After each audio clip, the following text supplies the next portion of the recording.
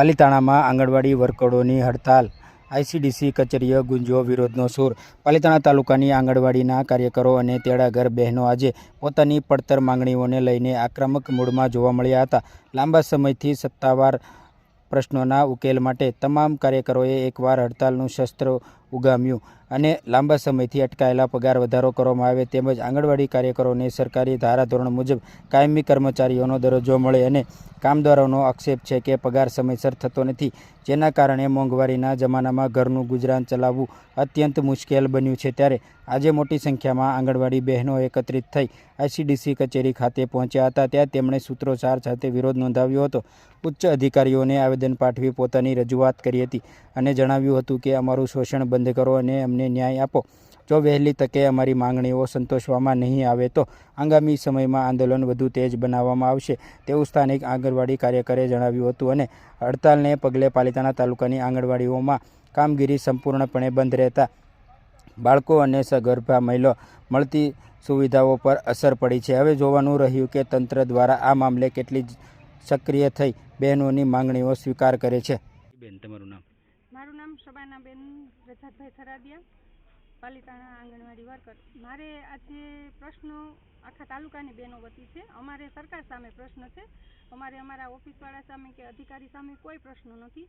અમારે સરકારને એક વાત પહોંચાડવી છે આ 3 દિવસની હડતાલ થવું કે અમને આ ઓનલાઈન કામગીરીનું ભારણ ખૂબ વધી રહ્યું છે ને પ્લસ સરકારે કોઈ એવા મોબાઈલ નથી આપ્યા। અમારા પર્સનલ મોબાઈલ હવે આ કામ કરીને હેંગ થઈ ગયા છે અને બધી વર્કર બેન એવી પહોંચતી ન હોય કે જેની પાસે 20,000 25,000ના મોબાઈલ હોય અને સરકાર એક પછી એક એપ્લિકેશનનો માર મારે છે। અમને વેતનમાં કાંઈ વધારો થતો નથી, બાળકોના પૂરક પોષણમાં અમારે કાંઈ ધ્યાન દેવાતું નથી અને સરકારની મોટી વાતો MMYનો સ્ટોક આવે નિયમિત આવતો નથી।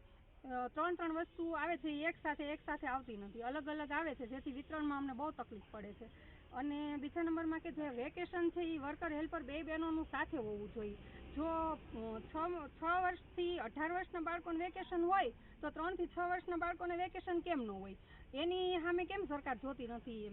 એની કે એ તડકાને લૂ લાગી જાય, તડકાના બીમાર પડી જાય। અમારી અત્યારે આંગણવાડીમાં આટલી બધી સગવડતા નથી હોતી કે જેથી કરીને અમારું બાળક સરખી રીતે રહે અને તડકા એટલા પડે છે, સરકાર તડકાને ધ્યાનમાં રાખીને વર્કર હેલ્પર બેનનું વેકેશન સાથે આપે।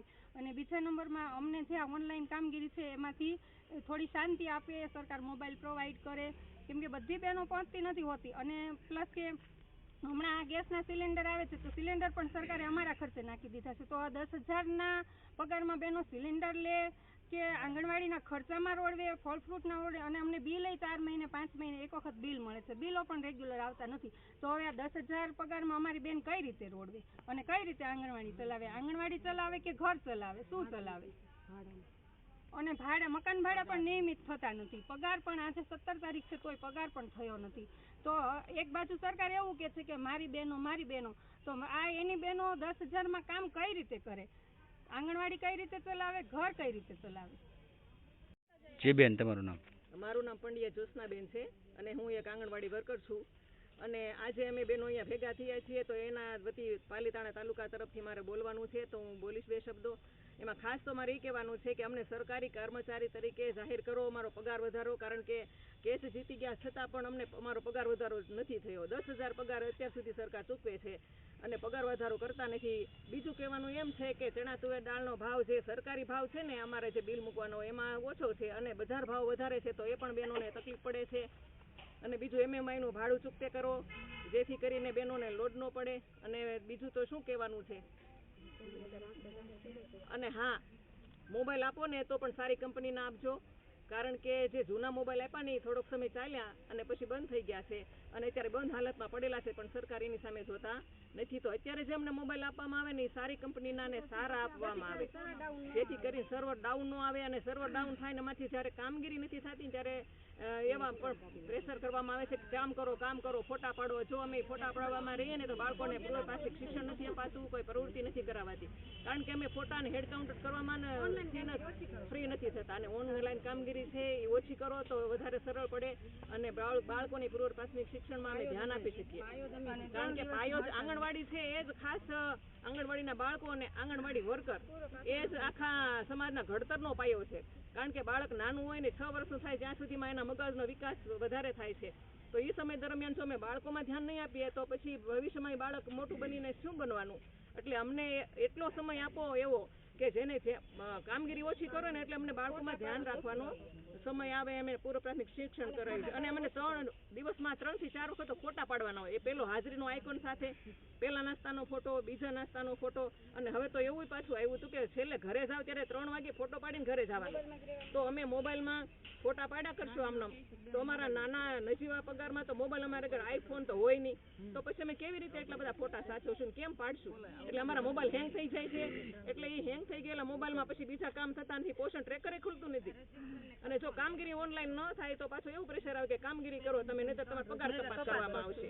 તો પછી કેવી રીતે અમારે આ બધું સેટ કરવું? કામગીરી નહીં થાય તો તમને નોટિસ ફટકારવામાં આવશે. તો એ અને આના આજ પોષણ ટ્રેકરના કામમાં ને કામમાં ઘણા બહેનોની તો તબિયત ખરાબ થઈ ગઈ છે, ઘણા બહેનોને ડાયાબિટીસ, બીપીના રોગ થઈ ગયા છે, ને ઘણાને માનસિકે થઈ ગયું છે. અમુક બહેનોને તો એટેકના હુમલા પણ આવી ગયા છે સરકારને. એટલે તમારી વિનંતી છે કે આ બધું હળવું કરો. આંગણવાડી વર્કર બહેનોનો નજીવો પગાર છે ને પ્રેશર વધારે છે.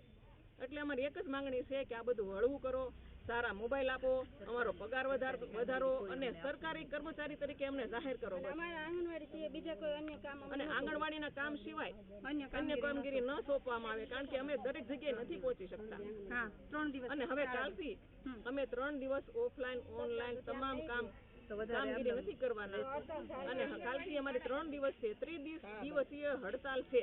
એટલે અમે ઓનલાઈન કામગીરી નહીં કરીએ અને ઓફલાઈન કામગીરી. કેન્દ્રમાં બાળકો બોલાવાના નથી અને કેન્દ્રને તાળું લાગશે 3 દિવસ માટે, સરકાર શ્રીની જાણ માટે.